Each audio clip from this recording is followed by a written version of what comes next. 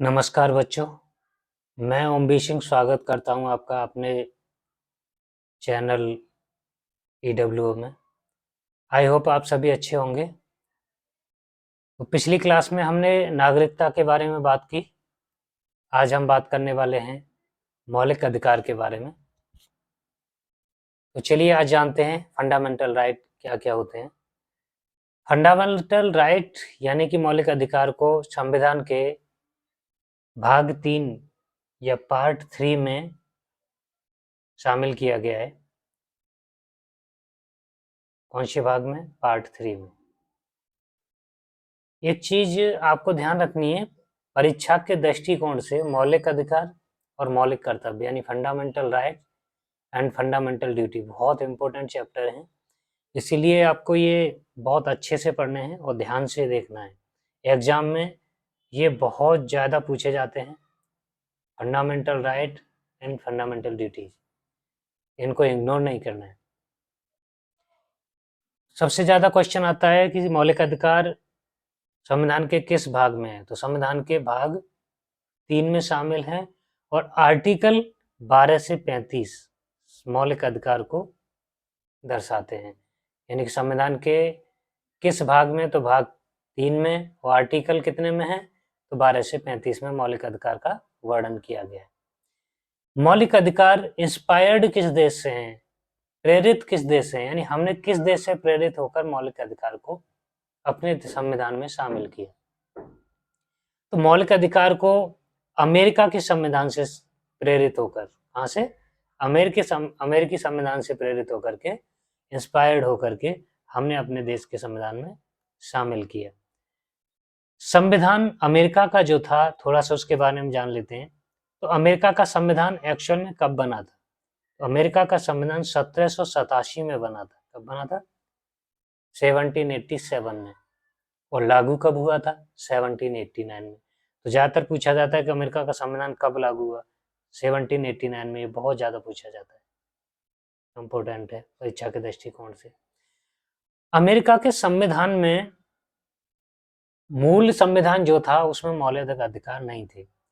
ये मौलिक अधिकार जो जोड़े गए 1791 में, यानी कि 1789 में संविधान लागू हुआ।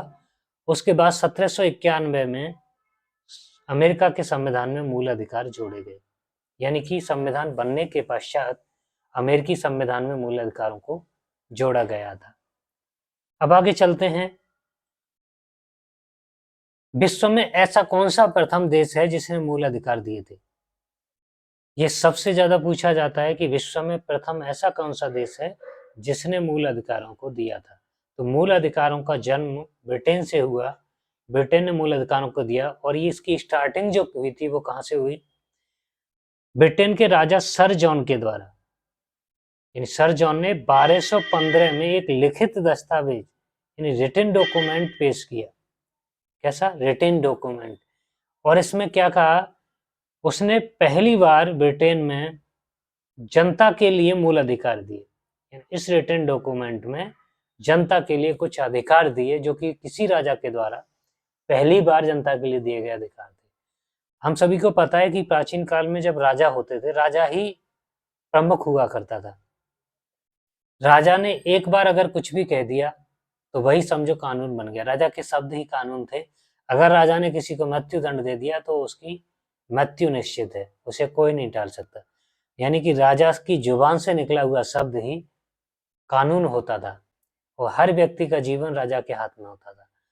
लेकिन पहली बार 1215 में एक रिटन डॉक्यूमेंट के तहत राजा सर जॉन के द्वारा मूल अधिकार दिए गए। जनता के लिए कुछ अधिकार दिए गए डॉक्यूमेंट के द्वारा, इनको मूल अधिकार कहा गया। सेकंड रिटन डॉक्यूमेंट जो था वो 1689 में, जिसे बिल ऑफ राइट्स कहा गया, यानी अधिकारों का बिल। ये 1689 में दूसरा लिखित दस्तावेज दिया गया जिसे अधिकारों बिल ऑफ राइट्स कहा गया, यानी अधिकारों का विल। अब अपने भारतीय संविधान की तरफ आते हैं। भारतीय संविधान के भाग 3 को क्या कहते हैं? तो संविधान का मैग्ना कार्टा कहते हैं। मैग्ना कार्टा का मतलब है अधिकार पत्र, यानी जो जनता के लिए कुछ अधिकार दिए गए हैं उसे मैग्ना कार्टा। जहां भी जनता के रिलेटेड अधिकारों की बात की गई होगी वहां मैग्ना कार्टा शब्द ज्यादातर यूज होता है। तो संविधान के भाग 3 में चूंकि जनता के लिए कुछ मौलिक अधिकार दिए गए, इसलिए संविधान के भाग 3 को संविधान का मैग्ना कार्टा कहते हैं। और ये परीक्षा के दृष्टिकोण से बहुत इंपॉर्टेंट है, ये आपको ध्यान रखना है कि भाग 3 को क्या कहते हैं, संविधान का मैग्ना कार्टा। और मूल अधिकार वही आर्टिकल हमने बताए कितने से कितने तक है, तो 12 से 35 तक है, ये आपको ध्यान रखना है। मूल संविधान में मूल अधिकार कितने थे, तो मूल संविधान में मूल अधिकार थे 7, लेकिन वर्तमान में कितने हैं, 6।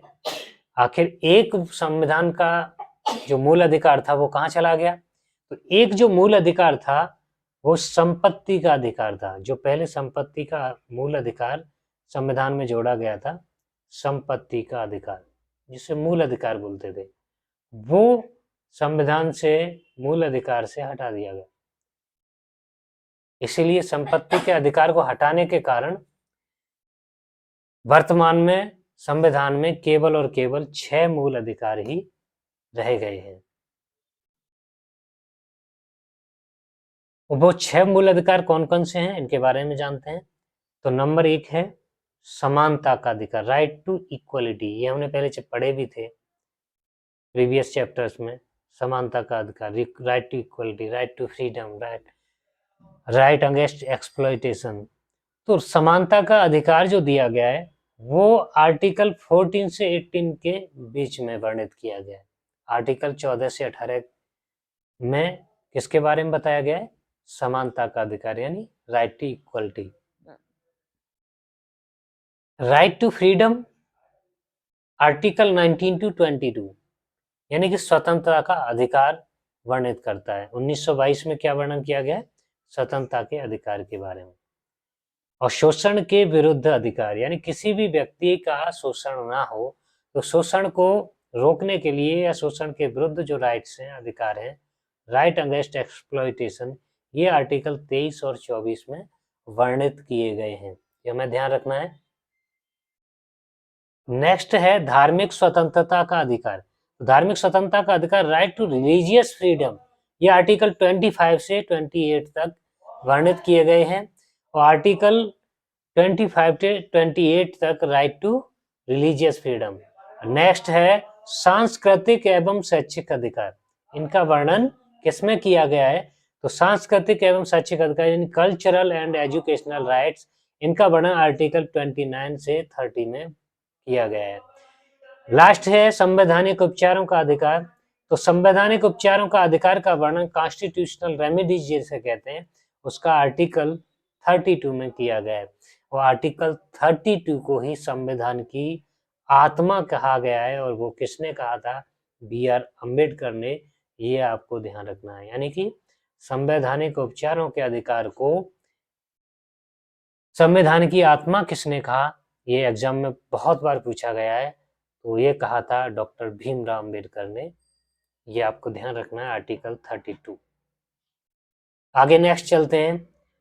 नोट 44वां संविधान संशोधन 1978 यानी कि 44 कॉन्स्टिट्यूशनल अमेंडमेंट एक्ट 1978, इसके बारे में थोड़ा सा जानते हैं। इसमें क्या किया गया था, तो इसमें वही संपत्ति के अधिकार को समाप्त किया गया था, और आर्टिकल 19(1)(f) और आर्टिकल 31 को, यानी कि संपत्ति के अधिकार को क्या किया, राइट टू प्रॉपर्टी को समाप्त कर दिया। और इसको समाप्त करके क्या किया, भाग 12 में 300 का जोड़कर इसे वैधानिक अधिकार बना दिया। क्या बना दिया गया, वैधानिक अधिकार, यानी कि लीगल राइट। यानी संपत्ति का अधिकार जो है वो मूल अधिकार ना होकर के अब क्या बन गया है, लीगल राइट, यानी कि वैधानिक अधिकार है। अब है आर्टिकल नंबर 12। आर्टिकल 12 क्या कहता है, आर्टिकल 12 में राज्य की परिभाषा दी गई है। क्या दिया गया, राज्य की परिभाषा, डेफिनेशन ऑफ स्टेट्स। और राज्य भारत के संदर्भ में क्या है, नेशन, यानी राष्ट्र को ही राज्य कहा गया है। आर्टिकल 13 क्या कहता है, आर्टिकल 13 कहता है कि ऐसा कोई कानून नहीं बनाया जाएगा जो मूल अधिकार का उल्लंघन करे, और यदि ऐसा कोई कानून बनाया भी गया है तो वह स्वतः ही समाप्त हो जाएगा, उसकी कोई वैल्यू नहीं होगी। आर्टिकल 13 ये कहता है, यानी कि पहले तो ऐसा कोई कानून नहीं बनाया जा सकता जो मूल अधिकारों का हनन करे या उल्लंघन करे, और अगर कोई ऐसा कानून बनता भी है तो वो कानून स्वतः ही समाप्त हो जाएगा। और आर्टिकल 13 को, ये बहुत इंपॉर्टेंट है, मूल अधिकारों का सजग प्रहरी कहते हैं। ये ध्यान रखना है आपको, वेरी वेरी इंपॉर्टेंट है कि मूल अधिकारों का सजग प्रहरी किसे कहा गया है, तो ये आर्टिकल 13 को कहा गया है।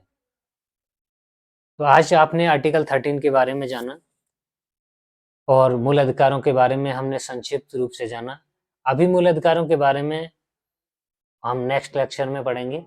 आज के लिए इतना ही। तो जो भी बच्चे इस क्लास में जुड़े, जिन्हें अच्छा से समझ में आया, वो चैनल को सब्सक्राइब कीजिए, अपने दोस्तों में शेयर कीजिए और लाइक करना, कमेंट करना बिल्कुल मत भूलिए।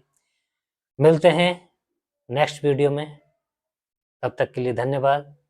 जय श्री राधे, जय श्री कृष्ण।